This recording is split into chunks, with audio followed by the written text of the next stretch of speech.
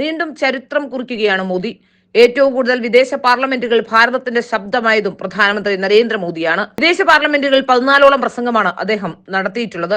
ഏറ്റവും കൂടുതൽ വിദേശ പാർലമെന്റുകൾ ഭാരതത്തിന്റെ ശബ്ദം സന്ദേശം പകർന്ന പ്രധാനമന്ത്രി എന്ന നിലയിൽ ചരിത്രം കുറിച്ച് പ്രധാനമന്ത്രി നരേന്ദ്രമോദി.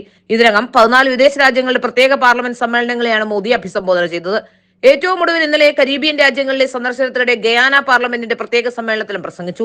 7 വിദേശ പാർലമെന്റുകൾ പ്രസംഗിച്ച ഡോക്ടർ മൻമോഹൻ സിംഗ് ആണ് രണ്ടാമത്. ഇന്ദിരാഗാന്ധി 4 തവണയും ജവഹർലാൽ നെഹ്റു 3 തവണയും രാജീവ് ഗാന്ധി, അടൽ ബിഹാരി വാജ്പേയി 2 തവണ വീതവും മൊറാർജി ദേശായി, PV നരസിംഹറാവു എന്നിവർ ഓരോ തവണ വീതവുമാണ് വിദേശ പാർലമെന്റുകളിൽ പ്രസംഗിച്ചത്. അമേരിക്ക, ഓസ്ട്രേലിയ, യൂറോപ്യൻ രാജ്യങ്ങൾ, ആഫ്രിക്കൻ രാജ്യങ്ങൾ, ഏഷ്യൻ രാജ്യങ്ങൾ എന്നിവിടങ്ങളിലെല്ലാം മോദി പ്രസംഗിച്ചിട്ടുണ്ട്.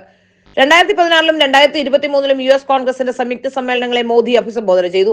2014 ഓസ്ട്രേലിയ, ഫിജി പാർലമെന്റുകളിലും 2015 മൗറീഷ്യസിലും 2018 ഉഗാണ്ടയിലും 2014 നേപ്പാൾ, ഭൂട്ടാൻ എന്നിവിടങ്ങളിലും 2015 ശ്രീലങ്ക, മംഗോളിയ, അഫ്ഗാനിസ്ഥാൻ, 2019 മാലിദ്വീപ് പാർലമെന്റുകളിലും അദ്ദേഹം പ്രസംഗിച്ചു കഴിഞ്ഞു.